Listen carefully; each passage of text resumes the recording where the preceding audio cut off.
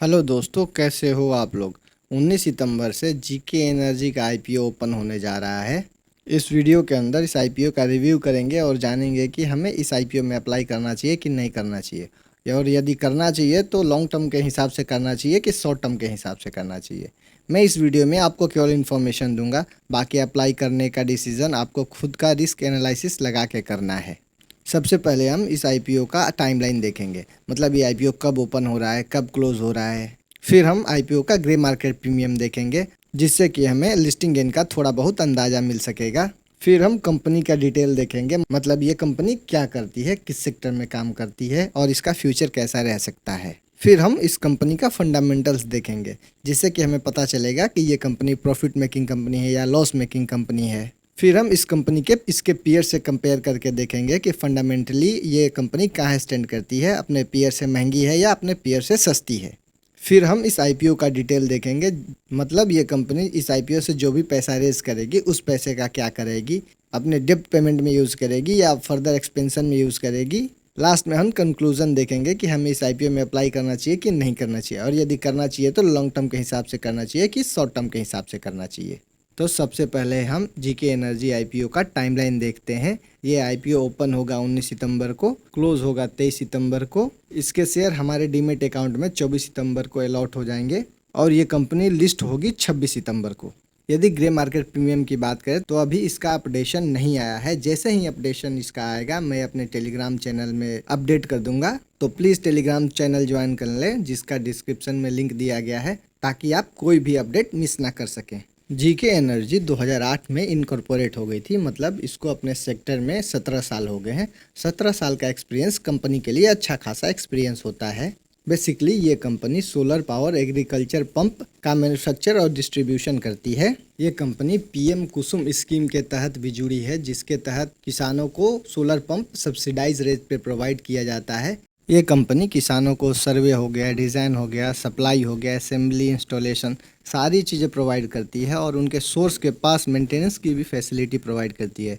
जैसे कि उनका पंप ख़राब हो गया तो ये कंपनी को कॉल करके कंपनी के एग्जीक्यूटिव को कॉल कर देंगे, तो उनके आदमी आके पंप का साइट पे ही मेंटेनेंस करके चले जाते हैं। ये company asset light business model के तहत काम करी है। बेसिकली इस मॉडल में होता क्या है कि कंपनी डिफरेंट चीज़ें डिफरेंट वेंडर से खरीद के असेंबल करती है और अपने ब्रांड के नाम से बेचती है। 30 नवंबर 2024 के अनुसार इस कंपनी के 13 वेयर हाउस हैं, जो कि 3 स्टेट में लोकेटेड हैं। इस कंपनी का बिजनेस महाराष्ट्र, छत्तीसगढ़, हरियाणा, यूपी और राजस्थान में फैला हुआ है। इस कंपनी के सारे डिमांड इसी स्टेट से आते हैं और इसी स्टेट को ये सारे डिमांड फुलफिल करती है। स्टेट वाइज रेवेन्यू का ब्रेकअप देखें तो महाराष्ट्र से इसके 67% रेवेन्यू आते हैं, हरियाणा से 26% रेवेन्यू इसके आते हैं, छत्तीसगढ़ से 2.3% रेवेन्यू इसके आते हैं और राजस्थान से 3.8% रेवेन्यू इस कंपनी के आते हैं। अब हम इस कंपनी का फाइनेंशियल देखते हैं, जिसका डेटा 2022 से लेकर 30 सितंबर 2024 तक का दिया गया है। एसेट्स की बात करें तो इस कंपनी का एसेट्स साल दर साल बढ़ा है। टोटल इनकम भी 2022 में 70 करोड़ था, जो 30 सितंबर 2024 को 423 करोड़ हो गया है। प्रॉफिट आफ्टर टैक्स की बात करें तो 2022 में 1.5 करोड़ का था, जो कि 30 सितंबर 2024 को 51.08 करोड़ हो गया है। इबिडा भी 5 करोड़ से बढ़ के 78 करोड़ हो गया है। नेटवर्थ भी बढ़ के 9 करोड़ से 107 करोड़ हो गया है। टोटल बोरोइंग भी देखें इस कंपनी का 24 करोड़ से बढ़ के 202 करोड़ हो गया है। इस कंपनी का मार्केट कैप 3003 करोड़ का है। आरओई 63 का है, आरओसी 55 का है। आरओसी और आरओई बढ़िया है। डेब्ट टू इक्विटी की बात करें तो 0.74 का है। वैसे हम 0.5 से नीचे होता है तो उसको अच्छा मानते हैं, बाकी इसका डेब्ट टू इक्विटी भी ठीक ठाक है। रिटर्न ऑन नेटवर्थ की बात करें तो 47% का है। प्रॉफिट मार्जिन 12% का है। इबिडा मार्जिन 18% का है। प्राइस टू बुक वैल्यू की बात करें तो 24 का है। अर्निंग पर शेयर 7 रुपये का है और पीई इसका 19 का है। प्रोमोटर होल्डिंग पोस्ट आईपीओ इसका 78% का हो जाएगा। अब हम इस कंपनी को इसके पीयर्स शक्ति पंप और ओसवाल पंप से कंपेयर करके देखते हैं कि फंडामेंटली और फाइनेंशियली कहाँ स्टैंड कर रही है। फाइनेंशियल ईयर 22 से लेकर 24 का डेटा हमें दिया गया है। रेवेन्यू ग्रोथ की बात करें तो इसका 44% का है, शक्ति पंप का 41% का है और ओसवाल का 97% का है। इबिडा मार्जिन भी इसका 13% का है, शक्ति पंप का 16% का है और ओसवाल पंप का 19% का है, मतलब ठीक ठाक है। प्रॉफिट मार्जिन की बात करें तो इसका 8% का है, शक्ति पंप का 10% का है और ओसवाल पंप का 12% का है। रिटर्न ऑन इक्विटी इसका 64% का है, शक्ति पंप का 18% का है और ओसवाल का 54% का है। ROCE की बात करें तो इसका 50% का है, शक्ति पंप का 32% का है और ओसवाल पंप का 57% का है। डेब्ट टू इक्विटी की बात करें तो जीके पंप का 0.94 का है, शक्ति पंप का निगेटिव है और ओसवाल पंप का 0.4 का है। अर्निंग पर शेयर की बात करें तो जीके एनर्जी का लोएस्ट है। नए पर शेयर की भी बात करें तो जीके का तो लोएस्ट दिख रहा है। प्राइस टू अर्निंग इसका 19 का है, बाकी पीयर से सबसे लोएस्ट है, मतलब प्राइस बैंड एट्रैक्टिव नज़र आ रहा है। प्राइस टू बुक वैल्यू इसका 24 का है, जो कि अपने पीयर्स में हाईएस्ट है। यदि हम कंपनी को फंडामेंटली और फाइनेंशियली देखें तो ये ठीक ठाक नज़र आ रही है। IPO डिटेल देखते हैं। फेस वैल्यू इस कंपनी का 2 रुपये का है। प्राइस बैंड इस कंपनी का 145 से 153 रुपये का है। लॉट साइज 98 का है। इशू साइज 464 करोड़ का है, जिसमें फ्रेश कैपिटल और ऑफर फॉर सेल दोनों है।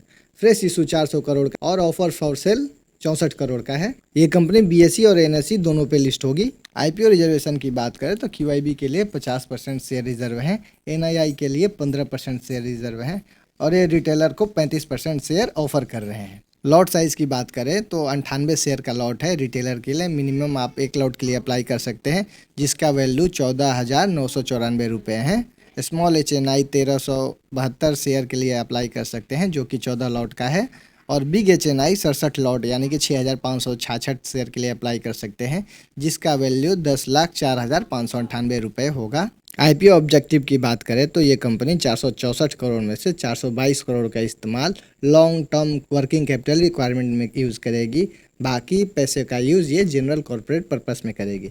इस कंपनी को थोड़ा अपने डेप्ट पेमेंट में भी यूज़ करना चाहिए था, जिससे कि इसका डेप्ट रिडक्शन होता। आपके फैमिली में किसी को भी फ्री में डीमैट अकाउंट जीरोधा या ग्रो में खुलवाना है तो उसका लिंक डिस्क्रिप्शन बॉक्स में दिया गया है। आप उस लिंक का यूज़ करके फ्री में डीमैट अकाउंट खुलवा सकते हैं। कंक्लूजन की बात करें तो इस कंपनी का ROE 63 का है, ROCE 55 का है, जो कि अच्छा है। डेब्ट टू इक्विटी की बात करें तो 0.7 का है। प्रॉफिट मार्जिन इस कंपनी का 12% का है, जो कि अपने पीयर से कंपेयर करके देखा तो अच्छा था। अर्निंग पर शेयर की बात करें तो इस कंपनी का अपने पीयर से लोएस्ट था और प्राइस टू बुक वैल्यू भी अपने पीयर से हाईएस्ट था। ये 2-3 चीज़ें निगेटिव हैं, बाकी इस कंपनी का फंडामेंटल और फाइनेंशियल ठीक ठाक नज़र आया। आपको क्या लगता है प्लीज़ कमेंट बॉक्स में बताइएगा। और आपको ये वीडियो कैसा लगा, यदि अच्छा लगा तो लाइक और सब्सक्राइब जरूर करिएगा। Thank you.